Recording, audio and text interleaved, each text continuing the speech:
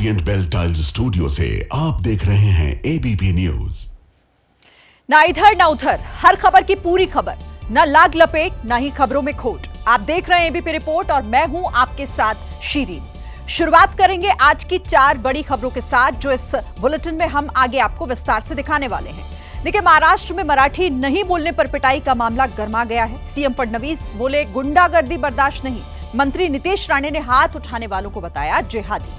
Kanwar root पर नाम पहचान छिपाने मामले में भी बड़ा खुलासा हुआ है। हरिद्वार में गुप्ता चाट भंडार चलाने वाला गुलफाम निकला। पुलिस ने कार्रवाई की है। यशवीर महाराज को भी उत्तराखंड पुलिस ने रोका है। तीसरी खबर मथुरा श्री कृष्ण जन्मभूमि शाही ईदगाह मामले से जुड़ी हुई, जिसमें हिंदू पक्ष को झटका लगा है क्योंकि याचिका खारिज हो गई है। इलाहाबाद हाईकोर्ट ने ईदगाह को विवादित ढांचा घोषित करने से इनकार कर दिया है। हिंदू पक्ष ने मंदिर तोड़कर निर्माण का दावा किया था। और मैदान से पहाड़ तक मानसूनी आफत की भी बात करेंगे। बारिश के बाद गुजरात, मध्य प्रदेश, राजस्थान में कई जगहों पर सड़कों पर पानी भर गया है। जम्मू कश्मीर के बारामूला में लैंडस्लाइड, गंगोत्री राष्ट्रीय राजमार्ग पर सड़क धंस गई है। इन तमाम खबरों पर विस्तार से बात होगी। और अब खबरें विस्तार से देखते हैं। देखिए, बाढ़ और बारिश की वजह से मची तबाही और कुदरत के कोहराम की विनाशकारी तस्वीरें आपको हम दिखाए हैं। देखिए, देश के कई ऐसे हिस्से हैं जहां पर आसमानी पानी की कहानी इस वक्त ऐसी ही है। मॉनसून के शुरुआती दिनों में तबाही की तस्वीरें पहाड़ों से ज्यादा आ रही थी, लेकिन अब पहाड़ों का पानी मैदानी राज्यों तक आना शुरू हो गया है। हालात यह है कि पहाड़ों वाली तबाही अब मैदानी इलाकों में भी लोगों को डरा रही है।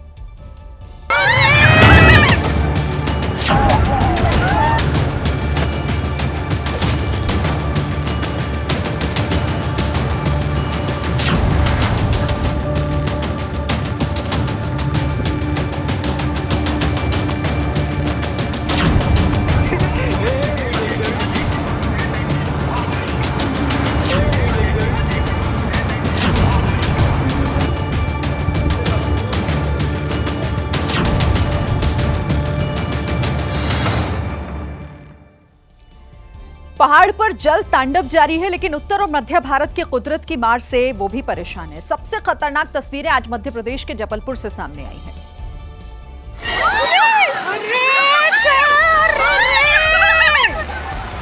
जबलपुर में देखते ही देखते सिलेंडर से भरा ट्रक पानी में समा गया। लोगों के चीख पुकार के बीच ये ट्रक ऐसा डूबा मानो पानी ने उसे निगल लिया हो। इसी तरह भूसे से भरा एक दूसरा ट्रक भी उसी लोकेशन में आगे जाकर डूबता हुआ दिखा। जबलपुर के पारियट नदी में अचानक जलस्तर बढ़ने के बाद पानी नदी के तय रास्ते से बाहर आया, जिसके बाद बड़े बड़े ट्रक उससे खुद को बचा नहीं पाए।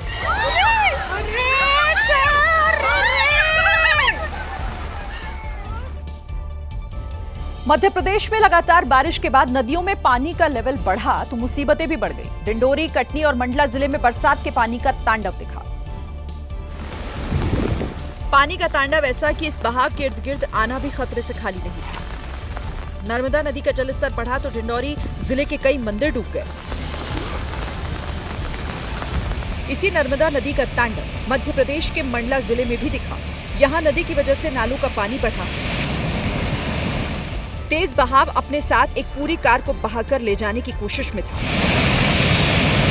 बालाघाट में भी लोगों की जिंदगी प्रभावित रही। यहां के भीमा नाला में पानी का लेवल बढ़ा तो एक ट्रक उसमें फंसा रहा।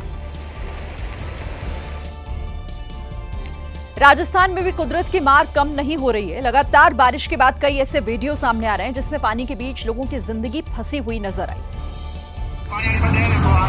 खासकर जोधपुर में गरीबी और अमीरी की खाई बारिश के पानी में भी नजर आई। पानी से भरी सड़क पर एक लड़का अपनी मां को लेकर किसी तरह वहां से निकलने की कोशिश में था। तभी वहां एक थार गाड़ी वाला आया, पूरे रौब के साथ अपनी गाड़ी की ताकत लगाकर वहां से निकला और उसी थार की वजह से बाइक से जा रहे मां और बेटे पानी में गिर गए। लेकिन लापरवाह कार वाले को किसी की नहीं पड़ी थी। उसके पास तो कार थी, उसे किसी मिडिल क्लास से क्या ही मतलब। राजस्थान के बूंदी जिले का भी कुछ ऐसा ही हाल रहा। यहाँ पानी का बहाव इतना तेज था कि उसने ट्रैक्टर भी बहा दिया था। नदी नालों में पानी का लेवल बढ़ा तो राजस्थान में डैम भी फुल हो गए। पानी के नजदीक कोई भी इलाका वहां खतरे से खाली नहीं रहा। हिमाचल प्रदेश के मंडी में मुसीबत का सैलाब आया, जहां सुबह से ही पत्थर गिरने का सिलसिला लगातार जारी है। मंडी के ड्योड इलाके में भयंकर भूस्खलन हुआ है, जिससे यातायात ठप हो गया और इस लैंडस्लाइड का लाइव वीडियो भी रिकॉर्ड हुआ है। ऐसे पहाड़ों से मुसीबत बनकर गिरे पत्थर, तभी अचानक से बड़ा सा टुकड़ा गेंद की तरह लोगों के पास आने लगा। लोगों ने किसी तरह भागकर अपनी जान बचाई। और फिर देखिए ये डरावनी तस्वीर। छोटे पत्थरों के गिरने का सिलसिला तो लगातार जारी है। वो तो भला हो नीचे से गुजर रही गाड़ियों को पहले रोक दिया गया, नहीं तो अनहोनी हो सकती है। रास्ते पर लंबा जाम है और प्रशासन और NHAI की टीमें मौके पर रास्ता साफ करने के अभियान में जुटी हुई हैं। लेकिन डर है कि कहीं पत्थर फिर से ना गिर जाए जैसे ये गिरा। पहाड़ी राज्यों के नाम भले ही अलग हों, लेकिन उनके हालात इस वक्त एक जैसे हैं। कल से लेकर आज तक मंडी की तरह जम्मू कश्मीर के बारामूला का लैंडस्लाइड भी लाइव कैमरे में रिकॉर्ड हो गया। यहाँ भी एकाएक कर पहाड़ का हिस्सा भरभरा कर सड़क पर आ गया। गीली मिट्टी और पत्थरों का मिश्रण पहाड़ से गिरता जा रहा था और नीचे खड़े लोगों की जान सूखती जा रही थी।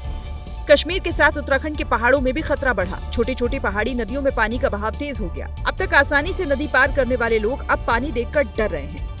पानी के तेज बहाव के बीच कई जानवर भी फंस गए। वो बोल नहीं सकते, लेकिन डर साफ दिख रहा है। उन जानवरों को बचाने के लिए भी रेस्क्यू ऑपरेशन चलाया गया। रस्सी के सहारे उन तक पहुंचकर उन्हें सुरक्षित छोर तक खींचकर लाया गया।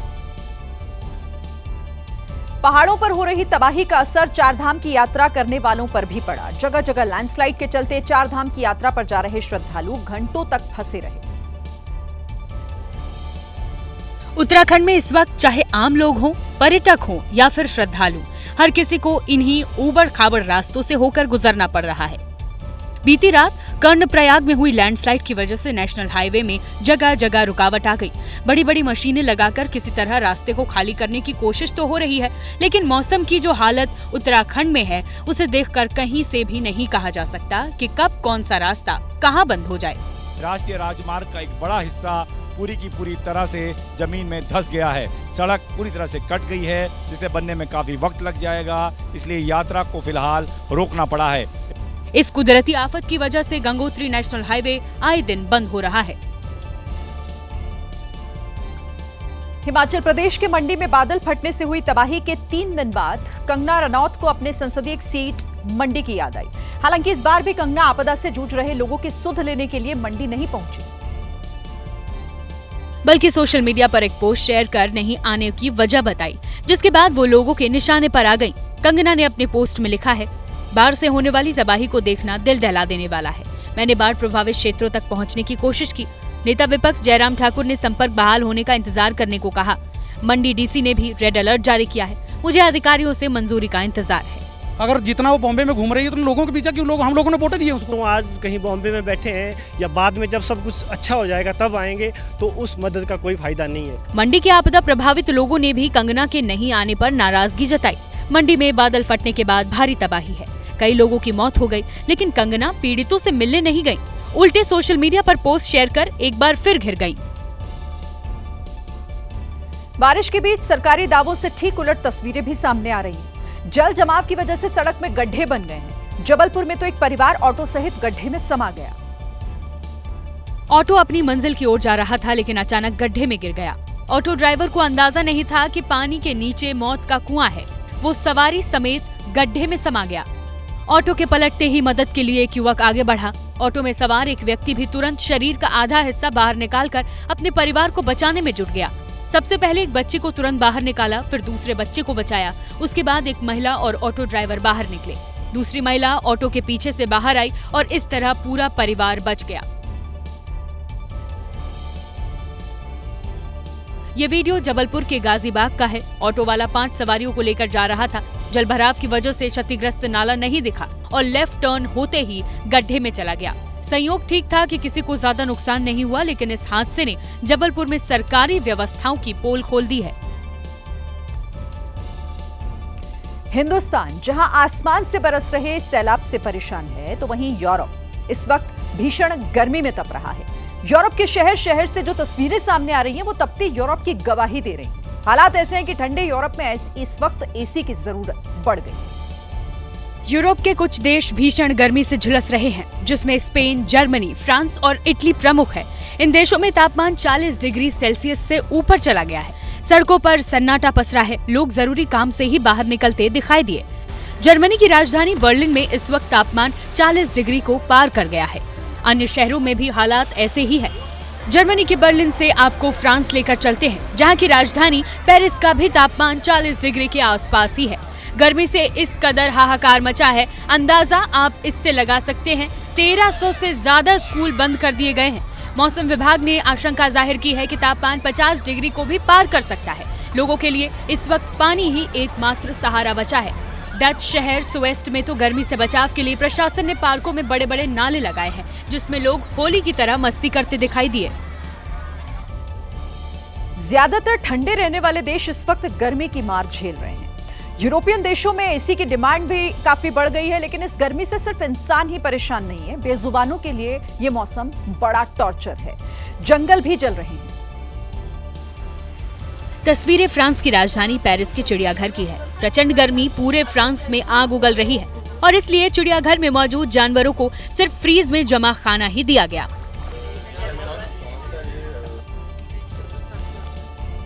शेरों को जमे हुए मांस के टुकड़े दिए गए, जबकि जिराफ ने तरबूजों के बर्फीले टुकड़ों का भोजन किया। लेकिन भीषण गर्मी से बचना मुश्किल हो रहा है। हालात जंगलों के भी बुरे हैं, जो जानवरों की बड़ी आबादी का ठिकाना है। स्पेन के लेलिडा जंगलों में आग लगने से 2 लोगों की मौत हो गई। फायर ब्रिगेड की टीमों ने तेजी से फैली आग बुझाई और आग की चपेट में फंसे जानवरों को बचाने की कोशिश शुरू की, लेकिन इस आग पर काबू पाने में घंटों लग गए। एक अनुमान के मुताबिक लेलिडा के जंगलों में लगी आग यूरोप में दर्ज की गई सबसे भीषण आगों में से एक है। धुएं का गुब्बार काफी दूर तक देखा गया। सवाल है कि यूरोप में आखिर इतनी गर्मी पड़ क्यों रही है? इसकी वजह भी आपको बता देते हैं। देखिए, वैज्ञानिकों के मुताबिक अधिक तापमान की ये अवधि हीट डोम की वजह से हो रही है। ऐसा तब होता है जब उच्च दबाव वाले क्षेत्र में लंबे समय तक एक ही स्थान पर वो बना रहता है। इस वक्त यूरोप का पश्चिमी इलाका मजबूत उच्च दबाव वाले क्षेत्र में है। अब सवाल यहाँ ये कि आखिर हीट डोम क्या होता है? तो ये भी आपको बता दूं कि एक तरह ये एक ढक्कन की तरह काम करता है, जिससे तापमान और अधिक गर्म हो जाता है, जिससे समूचे क्षेत्र की गर्मी बाहर नहीं निकल पाती है और इसीलिए इलाके का तापमान बढ़ जाता है। इसी बढ़े हुए तापमान की वजह से ग्रीस का सबसे खूबसूरत आइलैंड बर्बाद हो रहा है।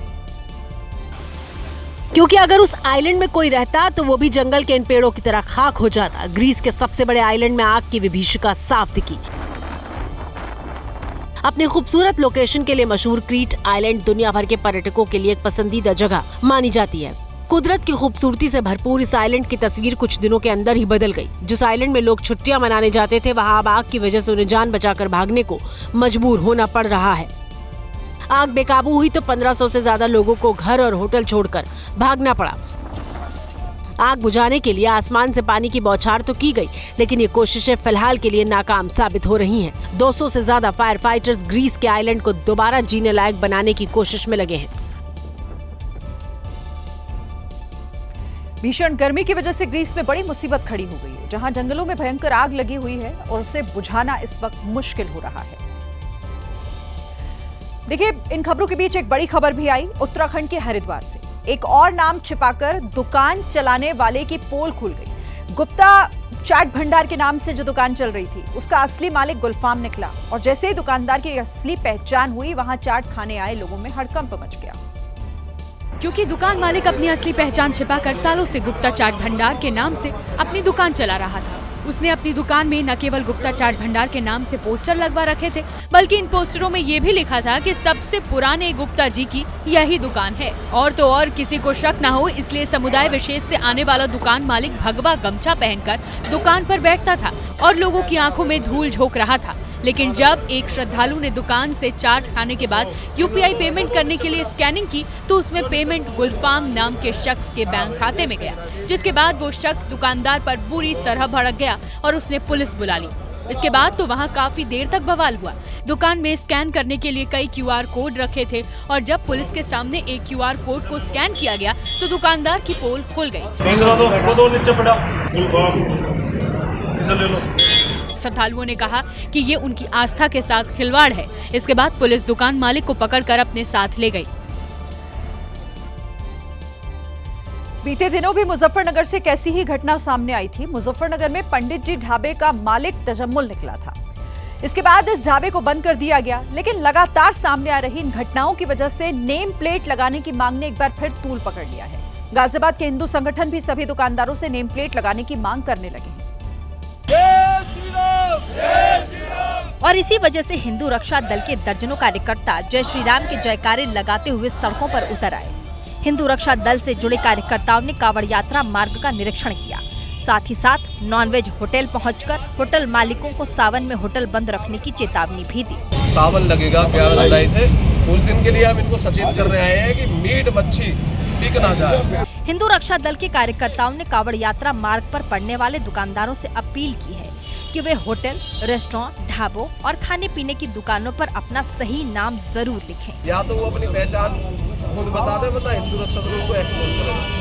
हिंदू रक्षा दल के कार्यकर्ताओं ने चेतावनी दी कि अगर किसी कांवड़िये के साथ थूक जिहाद जैसी घटना हुई तो बर्दाश्त नहीं की जाएगी। हिंदू संगठनों का आरोप है कि हिंदुओं की भावनाओं को ठेस पहुंचाया जा रहा है। पहले वैष्णव ढाबे का मालिक मुस्लिम निकला और अब गुप्ता चाट भंडार के मालिक की पहचान भी गुलफाम के तौर पर हुई है। इसीलिए हिंदू संगठन के कार्यकर्ताओं ने कहा है कि सनातन धर्म के खिलाफ बहुत बड़ा षड्यंत्र चल रहा है। जिसके बाद नेम प्लेट वाली सियासत ने और तूल पकड़ लिया। हिंदू संगठन ये दावा करने लगे कि हरिद्वार जाने वाले रास्ते पर जो होटल, रेस्टोरेंट, ढाबा और खाने पीने की दुकानें चल रही हैं, उनमें से कई दुकानें दूसरे धर्म के लोग अपनी पहचान और धर्म छिपाकर चला रहे हैं। सनातन धर्म के लोगों के नाम पर मुस्लिम समाज के लोग अपने होटल आदि खाद्य पदार्थ की दुकानें चला रहे हैं। उनकी लिस्ट बना करके हरिद्वार पुलिस प्रशासन को सौंपेंगे। सूत्रों के मुताबिक स्वामी यशवीर महाराज को इस बात की जानकारी मिली थी कि पंडित जी वैष्णव नाम वाले ढाबे को कुछ मुस्लिम समुदाय के लोग चला रहे हैं। आरोप लगा कि यशवीर महाराज ने धर्म की पहचान करने के लिए होटल में काम करने वाले लोगों के कपड़े उतरवाए थे, लेकिन यशवीर महाराज ने इसे षड्यंत्र बताया और आरोपों को नकार दिया। वहीं नेम प्लेट पर जारी तनातनी के बीच उस वक्त और हड़कंप मचा जब मुजफ्फरनगर से उत्तराखंड जाते समय स्वामी यशवीर महाराज को पुलिस ने रोक लिया। स्वामी यशवीर महाराज दुकानों का सत्यापन करते हुए हरिद्वार जा रहे थे और इस दौरान स्वामी यशवीर महाराज ने कई दुकानों का सत्यापन भी किया। जांच पड़ताल करने पर जो दुकानें हिंदुओं की मिली, वहां स्वामी यशवीर महाराज ने भगवा झंडे लगाए।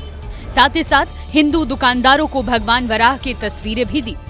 लेकिन जैसे ही वो उत्तराखंड की तरफ आगे बढ़े, उत्तराखंड पुलिस ने उन्हें नारसन चौकी पर रोक दिया। मैं इनसे ये पूछूंगा अपने पुलिस प्रशासन उत्तराखंड से कि भगवान वाराह का चित्र लगाना, भगवा झंडा लगाना अपराध है क्या?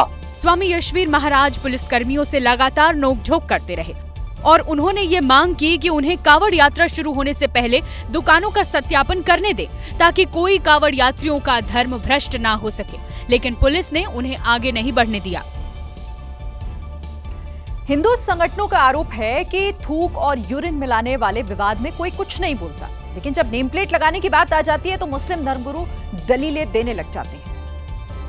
और हिंदू संगठनों का आरोप है कि ऐसा इस बार भी हो रहा है, क्योंकि AIMIM के अध्यक्ष असदुद्दीन ओवैसी के बाद अब कई मुस्लिम धर्मगुरु भी सरकार के खिलाफ खुलकर विरोध में उतर आए हैं। इत्तेहादे मिल्लत काउंसिल के प्रमुख मौलाना तौकीर रजा ने तो होटल जाकर नाम पूछने की इस प्रक्रिया को आतंकवाद से जोड़ा है। मुसलमानों से इतनी नफरत है कि आप नेम प्लेट का भी इंतजार नहीं कर रहे हैं और पैंट उतरवाने की कोशिश कर रहे हैं। ये वो बेरोजगार लोग हैं जो चाहते हैं कि दंगा हो, फसाद हो। वो असल में न कांवड़ यात्री है, न वो हिंदू है, वो दंगाई है। आतंकवादी धाराओं के तहत इनके खिलाफ कार्रवाई होनी चाहिए। मौलाना तौकीर रजा ने कहा कि बीजेपी की पूरी सियासत हिंदू मुसलमान पर टिकी हुई है और अगर बीजेपी हिंदू मुसलमान की सियासत न करे तो बीजेपी चुनाव में कहीं नजर नहीं आएगी। उधर समाजवादी पार्टी के अध्यक्ष अखिलेश यादव ने भी योगी सरकार पर हमला बोल दिया। अखिलेश यादव ने कहा कि सरकार कॉरिडोर पर तो करोड़ों खर्च कर रही है, लेकिन हर साल आने वाली कांवड़ यात्रा के लिए कोई इंतजाम नहीं है। इतना ही नहीं, अखिलेश यादव ने कहा कि सरकार हिंदू मुसलमान करके केवल अपनी नाकामी छिपा रही है। कांवड़ यात्रा के लिए, कांवड़ियों के लिए उन्होंने विशेष सुविधा क्यों नहीं दी? उनके आस्था पर, उनके पूजा पाठन के लिए, स्वच्छता के लिए आखिरकार उन्होंने कोई इंतजाम क्यों नहीं किया?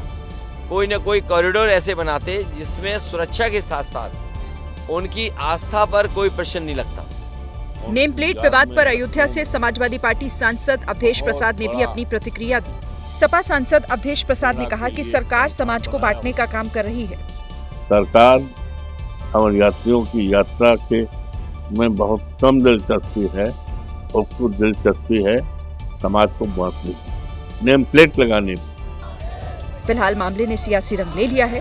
हिंदू संगठन जहां इसे शुद्धता से जुड़ा मामला बता रहे हैं, तो वहीं विपक्ष ने सरकार के खिलाफ मोर्चा खोल दिया है। कर्नाटक के बेंगलुरु से एक सनकी का वीडियो सामने आया है, जिसमें वो एक साजिश के तहत एक घर को जलाने की कोशिश करता दिखा। इस साजिश की भनक ना तो वहां के इससे गुजरने वाले लोगों को लगी और ना ही घर वालों को इस बारे में कुछ पता चला। घर के बाहर रखे सामान पर पेट्रोल डाला और आग लगा दी। आग धधकते ही दबे पांव वहां से भाग निकला। शाम करीब 5:30 बजे ये व्यक्ति बोतल में पेट्रोल लेकर पहुंचा था। वहां से गुजर रहे लोगों को अंदाजा नहीं था कि ये किसी घर को जलाने जा रहा है। धीरे से गेट खोला और अंदर दाखिल हो गया। बिना समय गवाए वहां रखे सामान और खिड़कियों पर पेट्रोल छिड़क दिया और उसके बाद आग लगा दी। पुलिस के मुताबिक आग लगाने वाले की बहन पार्वती ने बेटी की शादी के लिए 5 लाख रुपए कर्ज लिया था। देनदार ने जब बार बार वापस करने को कहा तो वो नाराज हो गई और अपने भाई के साथ मिलकर पूरे परिवार को खत्म करने की साजिश रची। उसी प्लान के तहत घर को आग के हवाले कर दिया, लेकिन संयोग ठीक था कि घर वाले अंदर मौजूद थे। उनकी चीख सुनकर आसपास के लोग आए। समय रहते आग को काबू किया गया और बड़ा नुकसान होने से बचा लिया। सिर्फ बाहर का हिस्सा ही झुलस पाया, आग अंदर नहीं पहुंची। किसी सांप को देखकर अच्छों की हालत खराब हो जाती है, और सामने अगर कोबरा सांप आ जाए तो सामने वाले की हालत और ज्यादा खराब होगी। लेकिन आपके सामने एक साथ 2 दर्जन से ज्यादा कोबरा सांप आ जाए तो फिर क्या होगा? कुछ ऐसा ही हुआ यूपी के कुशीनगर में, जहां एक घर से 1 नहीं 2 नहीं बल्कि पूरे 25 सांप निकले। ये सांप घर में ईंटों के नीचे दबे हुए थे। हैरानी की बात यहाँ ये थी कि ये सभी किंग कोबरा थे, जिसकी जानकारी मिलते ही पूरे इलाके में हड़कंप मच गया। आनन फानन में सांप रेस्क्यू करने वाले को बुलाया गया, जिसके बाद उसने सभी सांपों का रेस्क्यू किया और उन्हें जंगल में छोड़ दिया गया।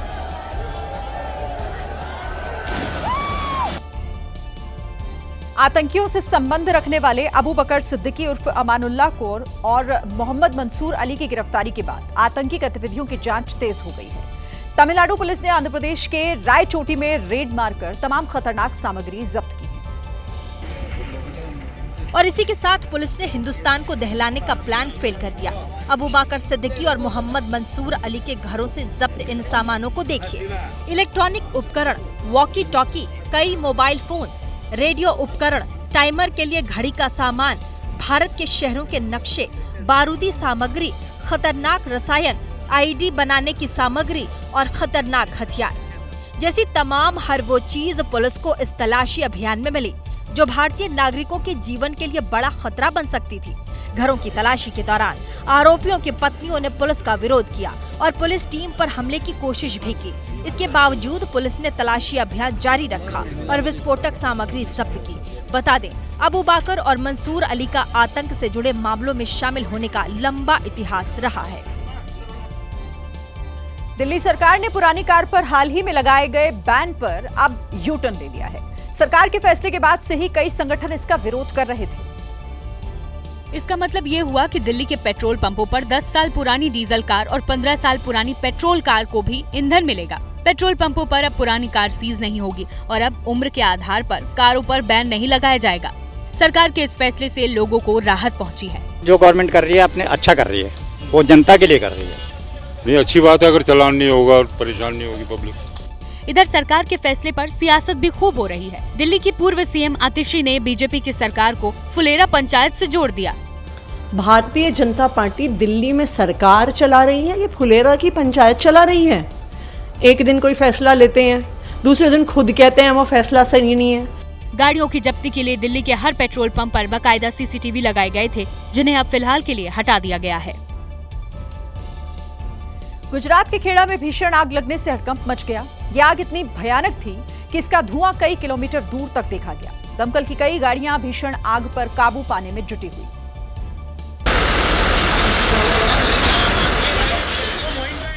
ये काले धुएं का गुब्बार और आग की लपटें समझने के लिए काफी है कि आग कितनी भयंकर लगी। आग प्लास्टिक के गोदाम में लगी, जिससे आग तेजी से फैल गई।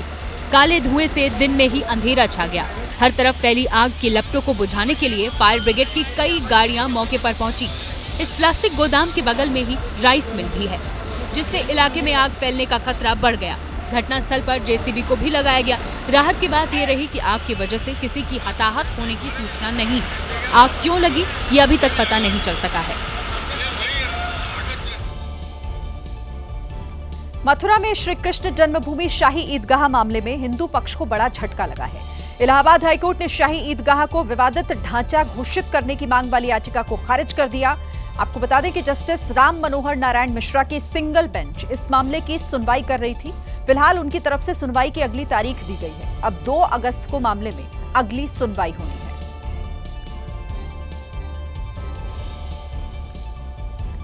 जम्मू कश्मीर के बडगाम में प्रदर्शनकारियों ने एक बार फिर से इजरायल के खिलाफ प्रदर्शन की और नारेबाजी भी की गई। हालांकि पुलिस ने प्रदर्शन न करने की एडवाइजरी जारी की थी। दरअसल प्रदर्शनकारी मुहर्रम के जुलूस के बाद एक चौक पर इकट्ठा हो गए और हाथों में हिजबुल्लाह का झंडा फहराने लगे। इस दौरान लोगों ने न केवल हिजबुल्लाह प्रमुख हसन नसरल्लाह की तस्वीर लगाई, बल्कि ईरान और हिजबुल्लाह के समर्थन में नारेबाजी भी की। और ये सब हुआ मगाम पुलिस स्टेशन और एसडीओपी के पास। इस दौरान पुलिस और प्रदर्शनकारी कई बार आमने सामने आ गए, लेकिन हालात काबू में रहे। पुलिस प्रशासन ने प्रदर्शनकारियों को हिजबुल्लाह और ईरान के झंडे के इस्तेमाल के लिए मना किया था, लेकिन लोग नहीं माने। मध्य प्रदेश के मुरैना में पुलिस ने प्रदर्शनकारियों पर जमकर लाठियां भांजी। दरअसल कुशवाहा समाज के लोगों ने अपनी मांगों को मनवाने के लिए हाईवे को जाम कर दिया, जिससे लोगों को परेशानी होने लगी। जिसकी जानकारी मिलते ही पुलिस मौके पर पहुंची और प्रदर्शनकारियों को समझाने की कोशिश की, लेकिन बताया गया कि प्रदर्शनकारियों ने पुलिस पर पथराव कर दिया, जिसके बाद पुलिस ने भी मोर्चा संभाला और प्रदर्शनकारियों पर लाठीचार्ज कर दिया। प्रदर्शनकारियों को हटाने के लिए पुलिस ने आंसू गैस के गोले भी दागे। पुलिस ने सख्ती दिखाते हुए प्रदर्शनकारियों को वहां से खदेड़ दिया। हल्का बल प्रयोग किया गया और इनको यहाँ से तितर बितर किया गया है ताकि शांति व्यवस्था बनी रहे। प्रदर्शनकारियों को हटाने के बाद पुलिस ने जाम खुलवाया, जिसके बाद वहां से गुजरने वाले लोगों ने भी राहत की सांस ली। बिहार में महिला मतदाताओं तक पहुंचने के लिए कांग्रेस ने 5 लाख सैनिटरी पैड बांटने की योजना तैयार की है। इसके साथ ही सरकार बनने पर कांग्रेस ने महिलाओं को 2500 रुपए महीना देने का भी ऐलान किया। लेकिन कांग्रेस के इस ऐलान पर अब सियासत तेज हो गई। वजह है कांग्रेस की ओर से बांटे जाने वाले सैनिटरी पैड की पैकिंग, जिस पर माई बहन योजना के तहत महिलाओं को 2500 रुपए देने के ऐलान के साथ ही राहुल गांधी की तस्वीर लगाई है। यह स्वाभाविक रूप से कांग्रेस पार्टी का राजद जैसी पार्टी के साथ जो सहयोगी पार्टी है आपकी, उस संगति का असर दिखाई पड़ा। वहीं इस मुद्दे पर कांग्रेस के सहयोगी आरजेडी विरोधियों के सवालों को कांग्रेस के पाले में धकेलती दिख रही है। इस योजना के तहत अपने नेता श्री राहुल गांधी जी की तस्वीर लगाती है सैनिटरी पैड बांटने के लिए, ये कांग्रेस पार्टी बेहतर बताएंगे। फिलहाल सैनिटरी पैड की पैकिंग को लेकर कांग्रेस ने चुप्पी साध रखी है। वहीं पार्टी के नेता छोटी बड़ी चौपालों के जरिए घर घर पहुंचने की तैयारी में जुटे हैं। रोजगार कैलेंडर जारी करने की मांग को लेकर democratic youth federation of India ने तेलंगाना सचिवालय पर प्रदर्शन किया। वहीं पुलिस ने सचिवालय की तरफ बढ़ रहे प्रदर्शनकारियों को आगे बढ़ने से रोक दिया। Democratic youth federation of India के सदस्य जैसे ही सड़क पार कर सचिवालय की ओर बढ़े, पुलिसकर्मियों ने उन्हें पकड़ लिया। कई सदस्य खुद को पुलिस की पकड़ से छुड़ाने की कोशिश करते दिखे, लेकिन वो खुद को पुलिस की पकड़ से छुड़ा नहीं पाए। इस दौरान कई सदस्यों ने वी वांट जस्टिस के नारे लगाए।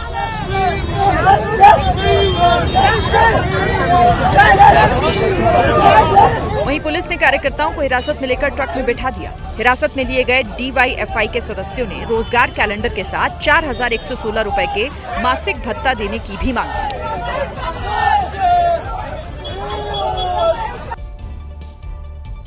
मध्य प्रदेश के छतरपुर में 100 फीट ऊंची पानी की टंकी को नगर पालिका परिषद ने ढा दिया है, जिसका वीडियो सोशल मीडिया पर वायरल हो रहा है। तस्वीरें छतरपुर के बक्सवाहा नगर पालिका परिषद क्षेत्र की है। दरअसल पानी की टंकी लंबे वक्त से जर्जर हालत में थी। ऐसे में नगर पालिका परिषद ने एहतियातन टंकी को गिराने का फैसला लिया।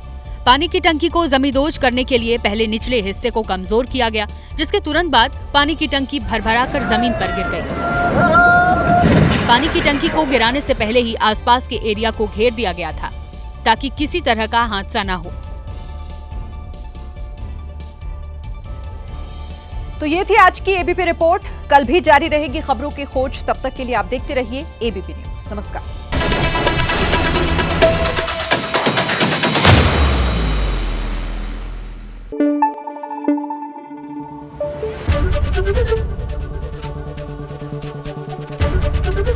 एबीपी न्यूज आपको रखे आगे।